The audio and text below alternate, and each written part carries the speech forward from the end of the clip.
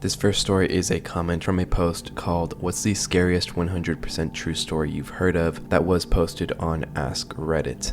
And the comment was made by Ignore This, I Am Stupid. Their story goes as follows. I work midnight shift at a gas station, and I have for quite a while at various stations in different areas with varying levels of criminal activity. I have regulars, of course. I'm a small-statured woman, as is my partner the other half of the week, and we've always been partners. So these regulars do often worry about us and keep watch on creepy occurrences when they can.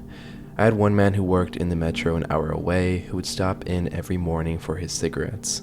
He never smiled or seemed friendly, and as I often do, I tried to think of what I could do that might make him smile that day. It took many months, but I finally pulled it off by having his cigarettes ready on the counter and already scanned for him to pay for as he walked in.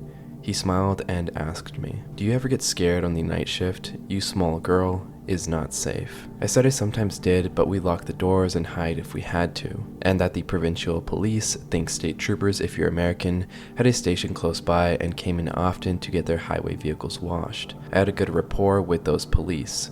He nodded and then told me a story about when he first moved to our country from Eastern Europe with his wife and child in the late 80s, early 90s. He fell asleep at work one night at the gas station he worked midnights at.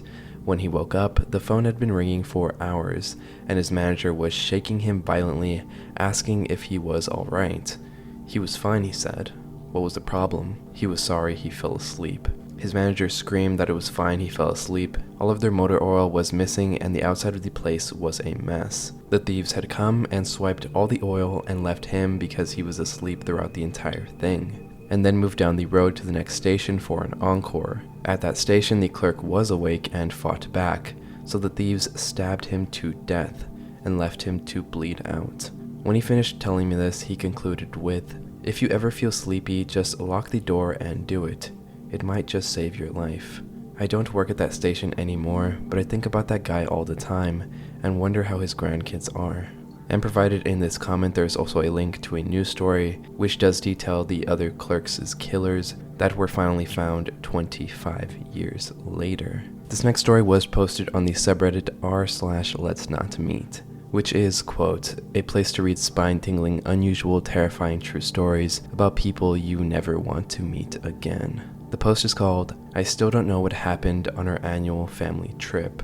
I don't know where else to go with this, and it still bothers me, so sorry if this isn't exactly fitting for this subreddit. This was maybe 6 or 7 years ago. I have photos on my camera still, I think, but I haven't changed it in ages. Gave up on photography, you know how it is, so I hope that y'all will just trust me. So we've been going on these trips as a family for a really long time now, probably 17 years if I had to guess. I won't say where it is we go, but it's the Australian bush, just to give y'all an idea of the setting. Anyway, we've had a few creepy experiences there, but nothing inexplicable. But this event still weirds me out, and I can't really think of anything that explains it. The year of this, my sister, cousin, dad, and myself all drove up together and were the first to arrive at the house. We had to wait for my grandma to arrive with a key, so my dad sat on the deck with a beer, and my sister, cousin, and I went on a little journey. The three of us made our way back to a little creek not far from the house that we nicknamed Bride to Terabithia, because of a tree that had fallen and acted as a bridge for us to get across the creek. This creek never had any water in it though and was not deep or wide. We could easily walk through it, but the tree was fun. Anyways, my cousin makes an off-the-cuff comment as we walk across the tree, asking, sort of sarcastically, "Is there something dead around here?" because of how many flies there were. Lo and behold, we get to the other side, and there was something dead. We were greeted with a dead kangaroo. Nothing too jarring, I'd seen plenty on this side of the road, but this one was cut clean in half, and when I say clean, I mean clean, like it was a perfect half. There wasn't an ounce of blood on the fur, no blood on the ground, and the top half was nowhere to be found. I happened to have my camera on me and took some photos of it. Then my cousin poked it with a stick, and literally hundreds of flies came out. My cousin and sister kept poking at it to try and move it into the creek, but a fully grown kangaroo, even half of one, isn't exactly light. Their sticks broke, so I grabbed it by the tail and pulled it into the creek so that we could bury it. But really we just covered it with sticks and flowers. We looked around up top everywhere for the second half or a trace of what might have happened to it, but we couldn't find anything. We ended up going back into the creek and walking through it looking for something, and what we found only made it even more confusing. We found, if I'm remembering correctly, 4 dead rabbits, but only their bottom halves, all lined up neatly along the floor of the creek until it reached thick brush that we couldn't walk through. Same thing with these rabbits though, no top halves to be found, no blood anywhere, and cut clean in half. Sorry this was way longer than I intended, but I hope y'all will read through it and maybe give me some ideas to explain what this was. P.S. We go to this area every year and have never seen anything like this again.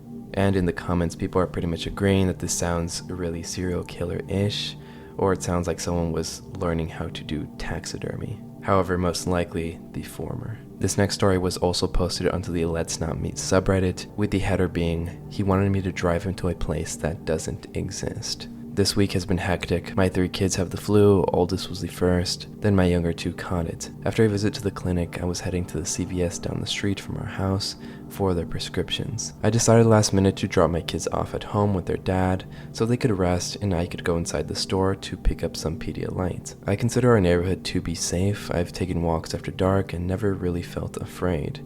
Most of our neighbors are older folks who have lived there for over a decade. When I pulled up to the CVS, I parked on the side parallel to our street. It's darker on that side, but the entrance is right around the corner and well lit. There was a man standing outside. He walked in front of my car and I could hear him talking, but my music was kind of loud. I figured he was on his phone or something, no real red flags yet. My husband called me as the man walked back toward the corner adjacent to the entrance. I got out of my car, still on the phone, telling my husband, yeah, kiddos have the flu, I'm picking up some medicine at the CVS, etc. In a very pleasant voice, the man says to me, hey, I got a question for you. You know where Main Street is? I, assuming he is asking for directions or the location of something, tell him I do. I'm still holding my phone to my ear. It's in a bright pink case, so I'm sure he could see it. Now this man is standing directly in front of me. There is a pillar and a trash can behind him. Around the corner is a propane cage and a red box against the store's wall. Getting past him would put me in arm's reach. Next he asks for a ride there, to a homeless shelter. It's very cold outside and he doesn't want to freeze. I empathized with him but said I couldn't. I offered to buy him gloves and or a blanket and to ask if an employee in the store could assist him in finding a ride. Well, you know what happens to homeless people stuck outside. You're going to help me. It's right down the street. I'm standing there unsure what to do. My husband is on the phone asking what's going on. I gently tell the man that I don't feel comfortable doing that and that I have the flu. I don't care about the flu. Now he's getting more angry and not moving away from my route into the store. I didn't want to turn my back on him to go back to my car, which was several feet away in the dark. While this guy is glaring at me, I decide to quickly walk past him. I had my mask from the clinic in my jacket pocket, so I pulled that out and held it in front of me while I moved toward the trash can. He looked disgusted but kept telling me I need to give him a ride. It's right down the street, he insisted. But I know where that street is and it's not as close as he says. He tried to guilt me and his words felt threatening, but he didn't actually threaten me verbally. Once I was around the corner, I rushed into the store, straight into the pharmacy. My husband said he's calling the police. He heard the way the man was talking to me and said to stay in the store. My knees were shaking. I'm not usually the type to be afraid when confronted. When I got to the pharmacy, I interrupted the pharmacist and a customer, apologizing, then told them what happened. The pharmacist sent the store manager out. Tall guy with a long beard, looked like he doesn't take crap from people. The police had already arrived. The man was told to leave, which he did momentarily. He came back inside of the store yelling obscenities and something about me. Now the store manager told him to GTFO, he's trespassing on the property. The cop came back to talk to me and told me she has arrested him many times. He's loud and likes to yell at people, but he isn't violent. The pharmacist had me hiding behind the screen where they gave vaccines and left the half door to the pharmacy cracked open in case I needed to get out of there. The cop had told me this guy's first and last name, as did the store manager. Is that normal? The prescriptions are finally filled and I leave the store. The police park next to my car to keep an eye on me. Oh, and the man refused a ride from the cop to the shelter. Later I looked him up. His name is unique, so he was easy to find online. Surprise, surprise, he has a long record spanning 3 states and several counties. Tons of public intoxication charges, DWI, urinating in public, assault and battery, and indecent exposure. I also looked up the homeless shelter. Yeah, as I thought, there isn't one where he wanted me to take him, but that area is super sketchy. Earlier today, I went to the corner store across from the CVS and told my friend, the overnight shift employee, what happened. She kicks him out of the store and calls the police every time she sees him because he yells at and threatens customers, but he always takes off before police arrive. I know I could have handled that better. I was blindsided by his instant shift from pleasant to filled with rage. Big thank you to the pharmacy team who kept me safe and the store manager for confronting that creep. They didn't have to do all that. I'm thankful my husband recognized I was in an unsafe situation over the phone. This man is still out there, somewhere in my area. This next story is fairly short and was posted on the r/creepy encounters subreddit. The title being Creepy Guy at My Apartment Complex. Thoughts? Can someone please let me know their thoughts on this? So I'm 31, female, and I've been living at the same apartment complex for nearly 4 years. There's a guy who is about 45 or so who lives on the same floor as me and has for the past year or so.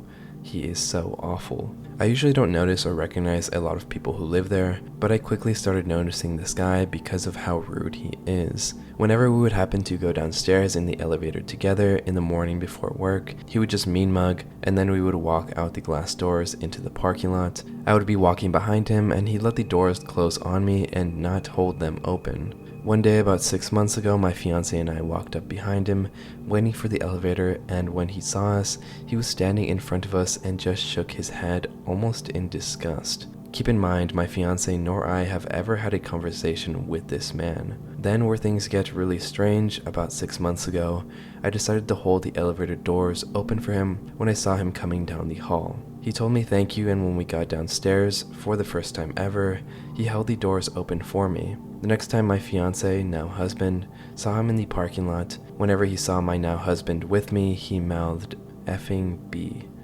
to himself as he passed us. But to make things worse, whenever I see him alone in the parking lot, he smiles and smirks at me and smiles as he walks past me, almost like 2 people who have a history together, or like we know each other personally. It's so weird. But about a month ago, when he saw my husband and I together once again in the mailroom, he covered his face with his mail. Can someone explain to me what the hell they think is going on with this man? I took a lot of psychology classes in college, and I can't even explain this behavior. I'm getting strange serial killer vibes, to be honest. Like I said, we have literally never had a conversation with him. My husband and I are both very friendly people, and I feel like we give off those vibes. So strange. And in the comments, people are pretty much saying that he's a very unhinged man, or one comment says that he sounds a lot like an incel, especially with the differences between seeing you alone versus seeing you with your husband. Another one saying there's something wrong with him. He likes you possibly a bit obsessively and has made up more of an intimate relationship between you two. It's most likely something small and innocent you did, like smiling at him or saying good morning, which he interpreted as a romantic gesture. Since then, he thinks you're in some kind of relationship with him, and when he sees your husband, he gets jealous and might even think you're openly cheating on him. Their delusions, of course. I would be a bit concerned. Don't give him any attention at all, and don't be alone with him. I'd move if I could. This last story was posted on the subreddit r/paranormal, which is a comment from a post called, "What's your scariest paranormal experience to date?" The second apartment I moved into, which is part of a house blocked off into a studio apartment, had some unexplainable things happen. First thing was not even a week after moving in. It was about 10:30 a.m. to 11 a.m. and I was on the phone with my girlfriend at the time. I was about to go pick her up and my door was open and it was a nice, mostly sunny day outside.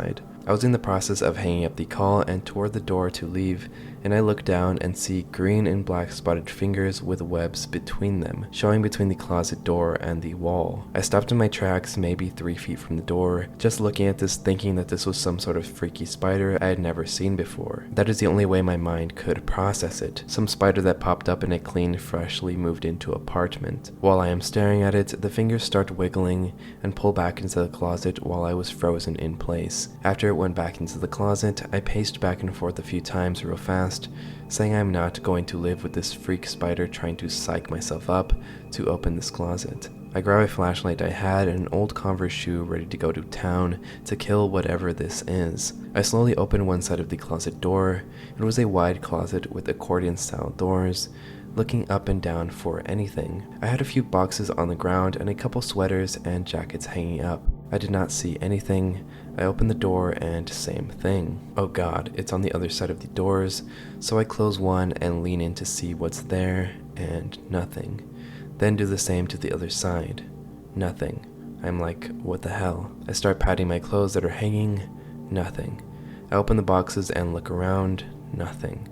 I look up and down at every corner I could find, but nothing was there. No spider, no spider webs of any kind. All of this happened within 5 to 10 minutes. I tried to Google spiders matching what I saw, but nothing was even close. And most notably, no spiders have duck webbing between their legs. The second weird thing that I guess would scare others happened about 2 months later. It was 9 to 11 in the morning. I did not work that day, so I was being lazy and trying to sleep in. My foot was hanging off the end of the bed. I woke up a little to check the time, then started drifting back to sleep. Then, boom, something hits the bottom of my foot. I snap awake thinking I kicked the hell out of my fan I had down there, but I did not hear it crash over anything. It was still going, like nothing happened. I tried touching it with my foot, and I could barely touch it with my big toe, with my foot stretched all the way. I sit up in bed with the bright idea to grab my phone and record video of one corner of my room all the way around.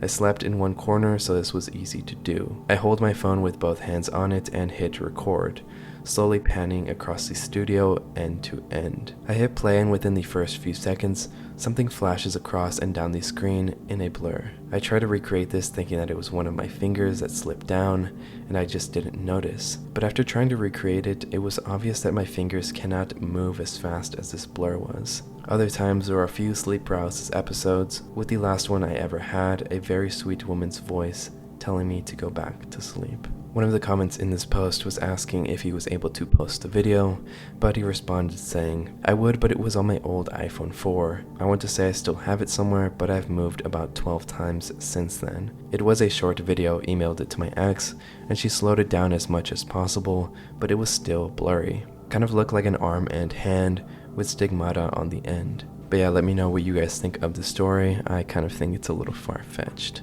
And yeah, that pretty much does it for this video. Thank you so much for watching, and see you later. Bye.